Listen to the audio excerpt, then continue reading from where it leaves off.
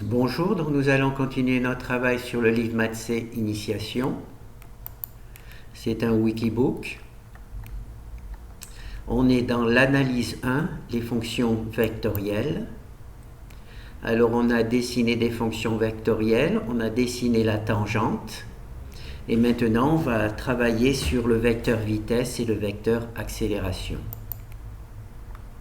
Alors je vous laisse sélectionner la bibliothèque. Nous, on va directement faire un exemple.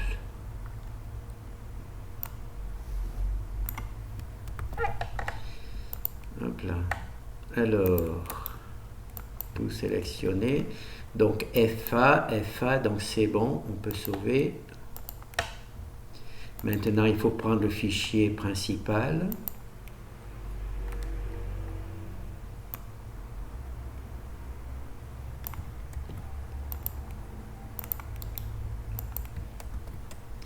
Alors, on va faire le test. Alors, on a comme d'habitude une fonction vectorielle. Cette fois-ci, elle est en 2D, donc il y a I et J. Alors, les composants de ce vecteur, c'est deux fonctions, f et g. Alors, ces deux fonctions, elles sont ici, elles sont définies ici. Et nous, on va travailler à un point particulier au temps t2. D'accord? Et on va dessiner le vecteur vitesse et le vecteur accélération au temps t2. Alors, il faut appeler GNUplot et dessiner le vecteur. Voilà. Donc là, on a notre fonction en bleu qui est dessinée. C'est le tracé du déplacement. On peut dire que c'est le déplacement. Alors, quand il y a le déplacement, si on prend la dérivée première, on obtient la vitesse. Donc, c'est ici. Le vecteur vitesse en rouge, et si on prend la dérivée seconde, c'est l'accélération, et l'accélération ici est en bleu. Et en noir, on a naturellement notre vecteur qui est dessiné. Alors il est toujours basé à l'origine, et il se déplace donc sur la fonction truc. Voilà.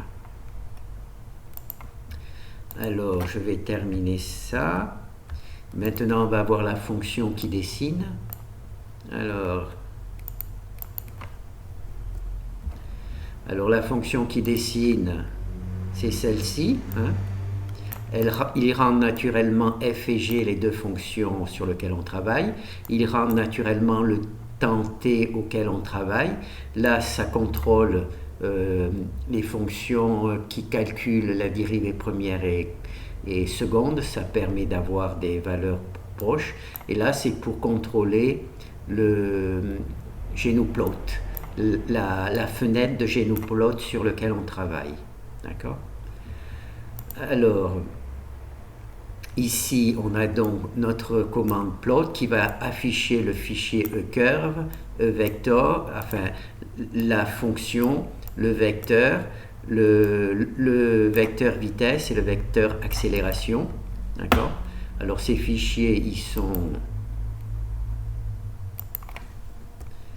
ici. Bon, accélérateur, c'est le fichier, celui-ci, accélérateur, celui-là, accélérateur. Alors, ça ressemble à quoi? Alors, ici, il y a le point sur lequel on travaille, et ici, pardon, ici, c'est le point sur lequel on travaille. Donc, c'est ce point-ci. Et là, c'est son accélération, c'est le point d'accélération. Voilà. On voit que le point d'accélération, il est, pour les Y, c'est 0. D'accord? Là, on le voit bien 0. Donc là, on travaille à ce point-là. Ensuite, il y a la courbe. Donc là, c'est une suite de nombres. Cette courbe est fabriqué dans cette boucle for, voilà, où le premier c'est F et le deuxième c'est G, et donc on affiche des couples FG. Donc là, voilà. Le premier élément c'est F, le deuxième élément c'est G, et puis il y a T qui varie de 0 à T, il varie de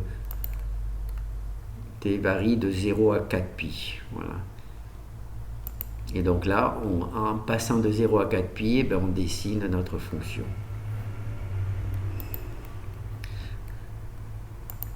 Alors ce que l'on a fait pour la courbe, on l'a fait pour le vecteur. Alors pour le vecteur, on voit ça, 1 est à l'origine, 0, 0, le point 0, 0. Et le deuxième point, c'est F et G. Voilà, G et F pour le deuxième coordonnée. Donc là, ça nous donne la position ici. Pour la vitesse, donc on part de la position du point sur lequel on travaille, donc cette position-là. Donc c'est pour ça qu'on part F et G.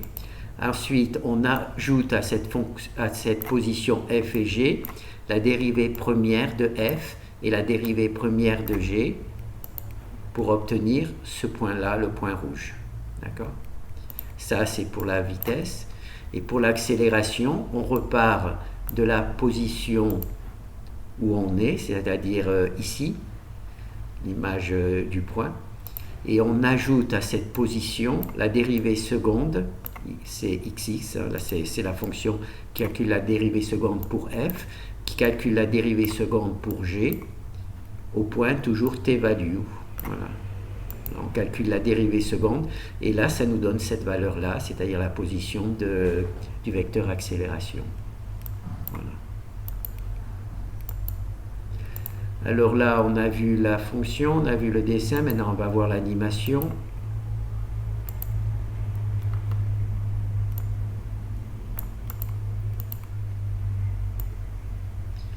On va voir que les courbes, enfin les fonctions vectorielles ont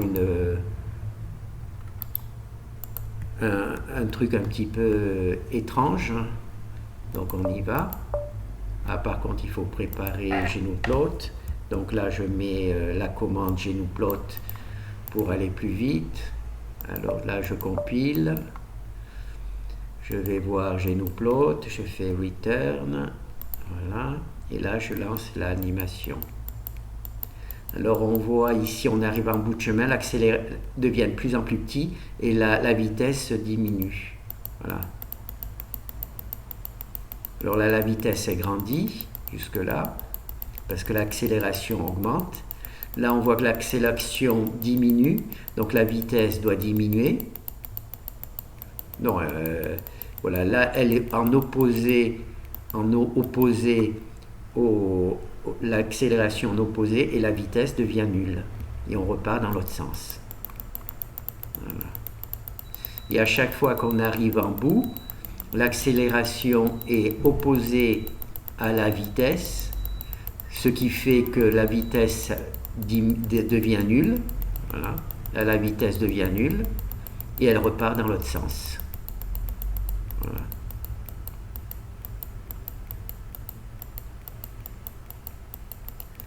Voilà. La vitesse s'agrandit toujours puisqu'il y a toujours de l'accélération positive. Là, la vitesse augmente, mais elle est dans le opposé, donc la vitesse diminue et ça repart dans l'autre sens. Voilà.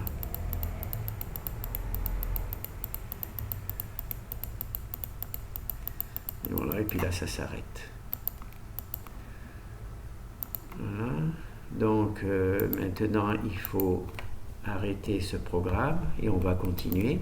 Donc, on va faire le deuxième exemple. C'est une autre image.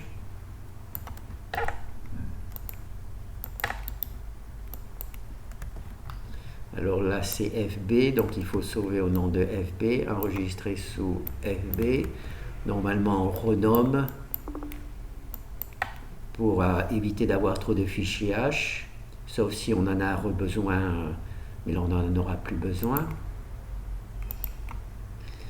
Et on prend le premier fichier. Hop là, j'en ai trop pris.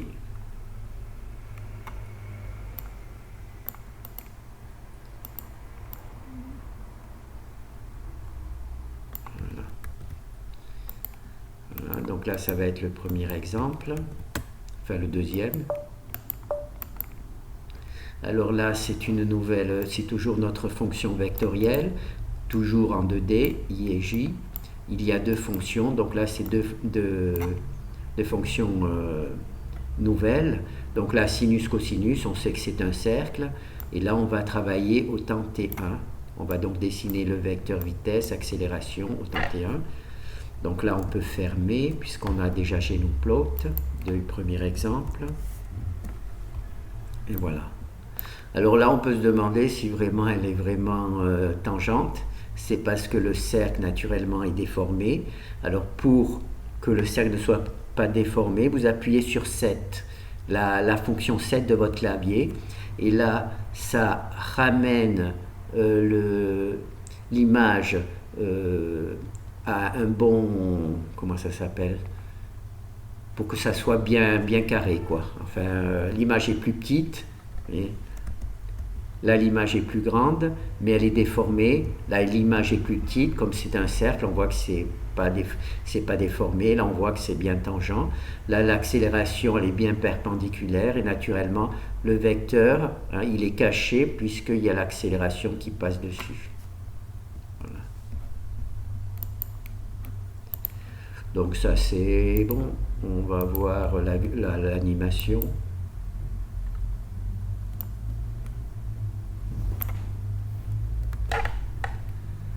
Alors, c'est bon. Alors l'animation, c'est une boucle do while, voilà, qui passe de la t-value et qui augmente de t-step truc. Donc le t-step permet de ralentir ou d'accélérer l'animation. D'accord? Et donc là, c'est une fonction pause qui fait que entre deux dessins du graphe, on prend quelques secondes, enfin quelques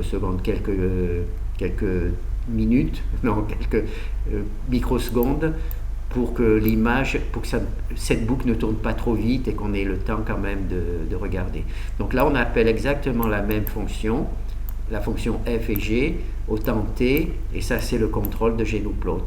Et ça, c'est pour affiner normalement, j'aurais dû même l'enlever et la garder directement dans la fonction curve, mais enfin, je l'ai mis au cas où des gens veulent, je le contrôle jamais, hein, cette valeur-là. Donc, on va lancer. Est-ce que j'ai préparé le travail? Non. Donc là, il faut préparer simplement pour aller plus vite. Lancer. Donc, on lance la truc, on récupère, on met return. Voilà. Alors, voilà. Alors, on peut faire 7. Voilà, comme ça, c'est bien carré. Voilà. Donc, quand on appuie sur 7, ça redessine la fonction pour qu'elle soit bien...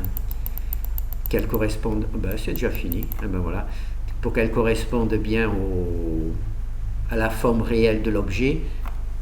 Là, là, c'est déformé. On voit que c'est un cercle, mais qui est transformé en ellipse. En appuyant sur 7. Donc c'est pour ça, si vous voyez que votre dessin ne correspond pas réellement à ce que vous attendiez, parfois en appuyant sur 7, ça redessine pour qu'on ait un beau carré, quoi. Que le nombre des x et des y soit, comment on dit, les x et les y aillent bien ensemble, voilà, qui ne déforment pas le dessin. Donc ça, appuyez sur 7. Donc là, on arrête. Donc là, on a vu en 2D, hein, les deux exemples. On va donc passer en 3D maintenant. Alors là, il faut quitter. Alors pour bien quitter correct, je suis aperçu que moi, des fois, je quittais GNUplot avec ici. Et ça me pose des problèmes au système d'exploitation. Donc il faut taper sur Q. Voilà, là j'ai Q. Quand vous marquez Q ou Exit, voilà, Q, ça sort bien du truc. Et là aussi, tapez Exit plutôt que de fermer directement. Ça évitera des problèmes à votre système d'exploitation. Donc maintenant, nous on a vu en 2D. Maintenant, on va faire la même chose, mais en 3D. Voilà, c'est ici. Alors, votre bibliothèque ici, moi, cette partie-là est identique aux deux exemples, à 2D, à 3D. Il y a juste cette version-là qui est différente. Donc, ici, c'est trois trucs, là. C'est les 3D. Donc, je récupère ce fichier-là.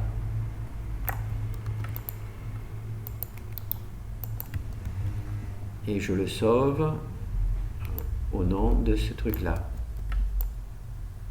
Enregistrer sous, enregistrer. Voilà. Ah non, j'ai pas mis son nom. Fichier enregistré sous. Voilà. Enregistrer. Remplacer. Hop. Alors, dans la version précédente, ici, il y avait 2D et maintenant, il y a 3D.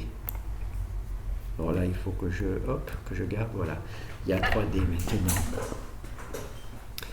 Ensuite, il y a aussi naturellement la fonction 3D qu'il faut remplacer. Donc ici, on avait notre fonction 2D. Maintenant, on va la remplacer par la fonction 3D. Donc il faut... Là, c'est la bibliothèque. Je vais juste la... Comme il y a juste 2 fichiers à rajouter, je le fais directement. Sinon, il faudrait rajouter tous les fichiers de la bibliothèque, bien entendu. Voilà. Voilà. Donc là, on a rajouté les 2 fichiers. D'accord. Alors, on va le voir directement ici. Hein. Pour dessiner la courbe, c'est la même chose. C'est une boucle for où on dessine les points f, g et h, puisqu'il y a 3 fonctions, f, g et h. Donc ça nous dessine la courbe qui va de t mini à t maxi. C'est les t mini et t maxi que l'on retrouve ici. Hein. T mini et t maxi. Voilà. Ici, c'est la même chose. Pour dessiner le vecteur, cette fois-ci, le point d'origine, c'est 0, 0. Il y a un 0 en plus.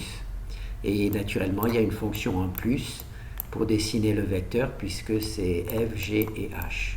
On parle en 3D. Là, pour la vitesse, c'est la même chose. On part du point du bout du vecteur. On ajoute à ce bout du vecteur la dérivée première en 3D. D'accord. Oh là, je crois que j'ai fait une petite erreur là.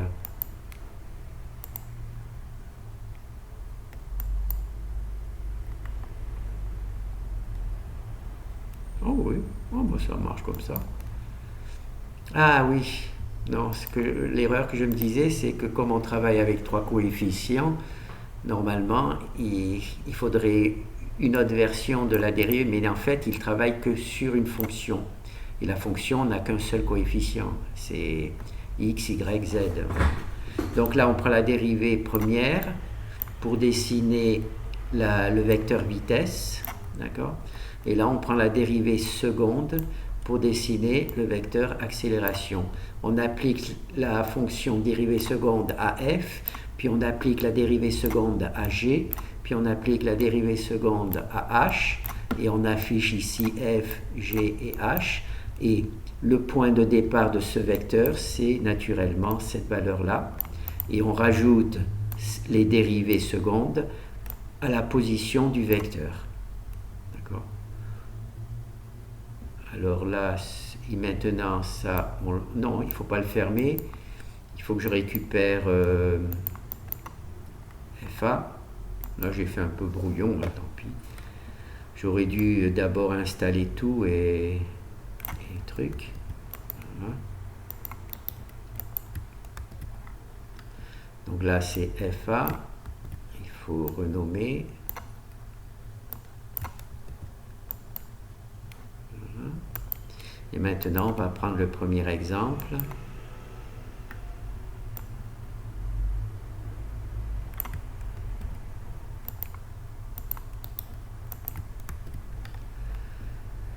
Alors, bon, ben on y va. Hein.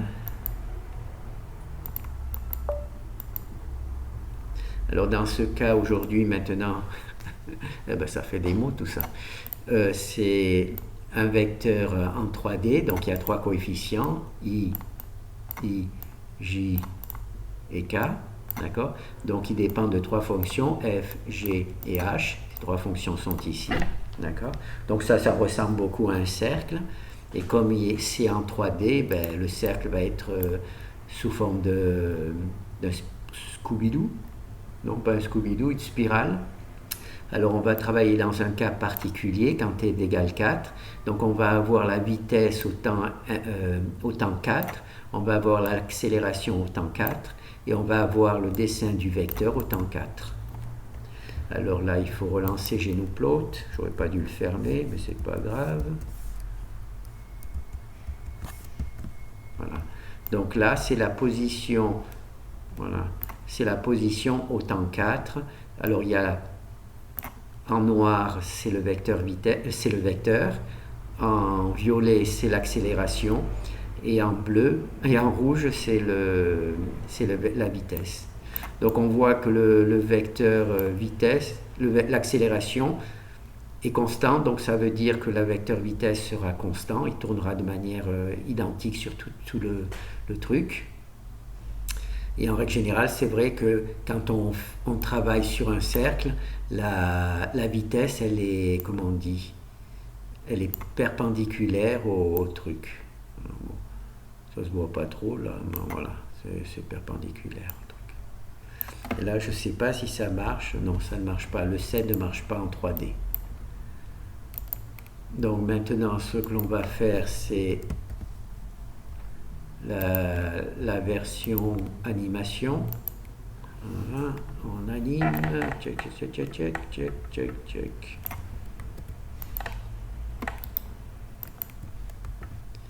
Alors l'animation, hein, comme d'habitude, c'est une boucle do while, d'accord, avec une fonction pause pour que ça ne se passe pas trop rapidement. Donc on va lancer l'animation. Alors j'ai naturellement rien préparé du tout.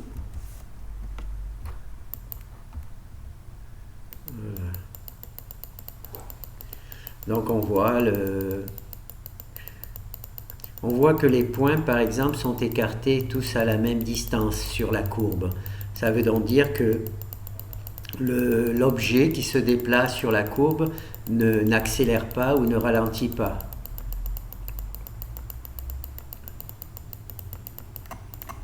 On peut le mettre comme ça, voilà.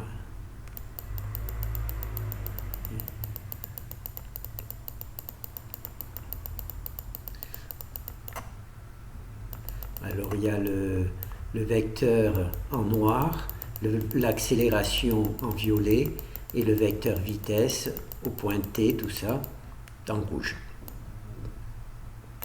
Voilà. Quand on met bien comme ça, on voit que c'est bien tangent, mais c'est vrai que quand c'est là, c'est difficile à voir que c'est tangent. Voilà. Bon, là c'est bon. Alors ça c'est terminé, on va voir le deuxième exemple. Le FB, hop.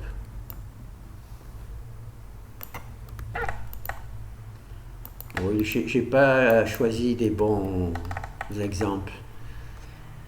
Comme je voulais aller un peu vite, j'ai pas cherché des exemples intéressants.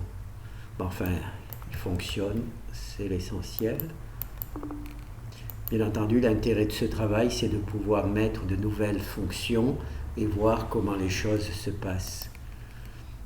Là, vous avez des exemples prédéfinis, mais il n'y a aucune raison que vous ne puissiez pas essayer vos propres fonctions. C'est le but justement d'utiliser un langage de programmation. Donc, bien entendu, il faudra changer les valeurs. Il faudra changer aussi, s'il y a le contrôle de GNUplot, il faudra changer les valeurs pour que ça rentre bien dans la case.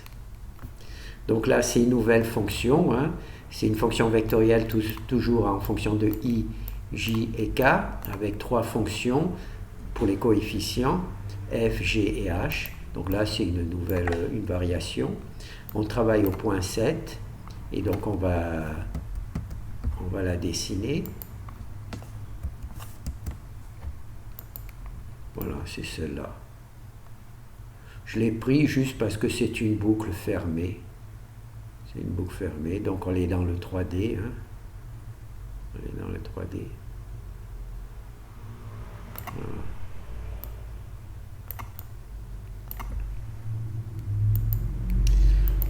Alors là, on a vu notre truc. On va juste prendre l'animation.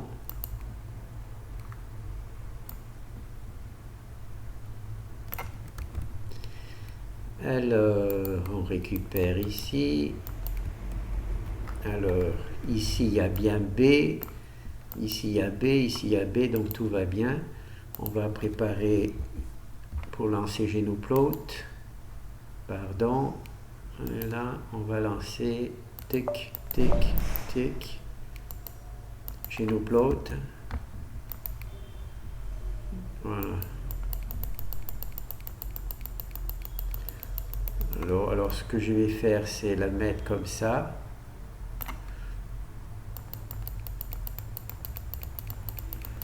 Là, je ne contrôle pas la position de GnuPlot. C'est l'image. J'ai pas mis de contrôle pour TX mini, TX maxi. Comme ça, GnuPlot décide lui-même. Là, je l'ai mis comme ça juste pour qu'on voit bien que le rouge est bien, comment on dit, tangent, ah ben c'est déjà fini, tangent à la courbe. Voilà. Parce que là, c'est difficile à voir qu'il est tangent à la courbe. Si on le met comme ça, là, il faudrait le mettre comme ça. Oh, oh. On va avoir mal de mer. Là, on voit. Voilà, comme ça, ça se voit pas, donc c'est comme ça. Voilà. Là, on voit que c'est bien tangent à la courbe, d'accord. Donc là, je voulais prendre une autre plus jolie, mais je l'ai pas retrouvée, alors je l'ai pas mise.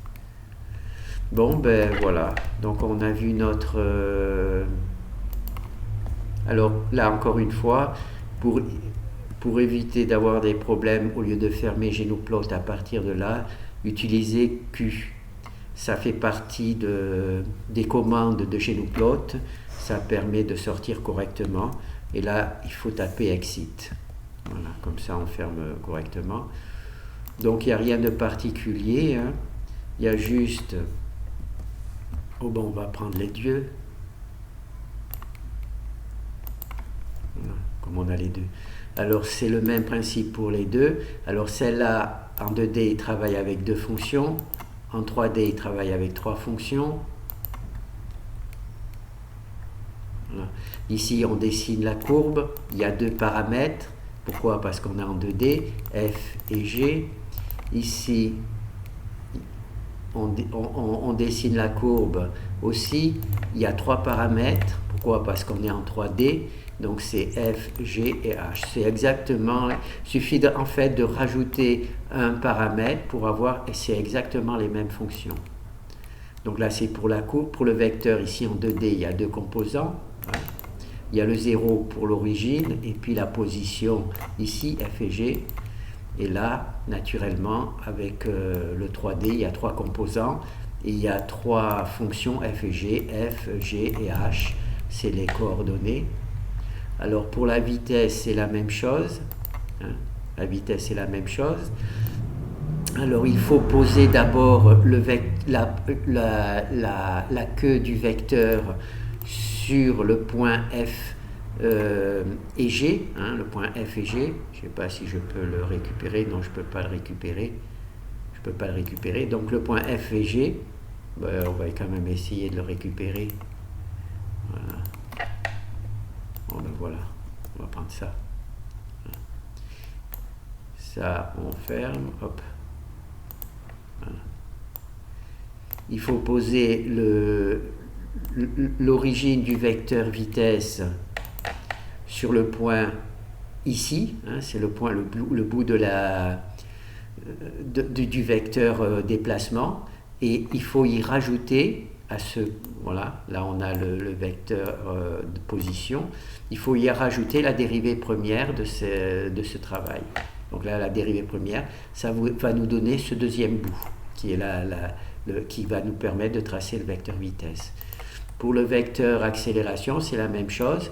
On positionne le vecteur ici, hein, en fonction de la valeur de t, on le positionne ici, et on rajoute à cette position de base, on rajoute la dérivée seconde.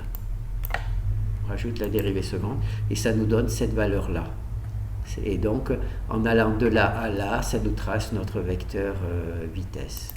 Et pour le vecteur 3D, c'est la même chose, simplement on rajoute un composant. Il y a juste ce composant en plus, juste ce composant en plus. On part toujours de la position, même si là c'est du 2D, on parle à la position là du déplacement, et on rajoute à cette position de déplacement la dérivée première pour avoir la vitesse, et la dérivée seconde pour avoir l'accélération. Voilà, comme ça vous pouvez vous-même créer votre propre programme. Alors juste un truc, sur votre livre, on parle de... C'est pour ça que c'est un peu déstabilisant. On parle de la vitesse normalisée, c'est-à-dire qu'on normalise les vecteurs vitesse et accélération. Ça, je ne l'ai pas fait, donc ça sera un peu différent de ce que vous avez dans votre livre. Voilà, parce que moi, je prends directement, je ne prends pas les vecteurs normalisés. Il faudra que je vois si je peux faire les vecteurs normalisés. Bon, ben merci. Au revoir.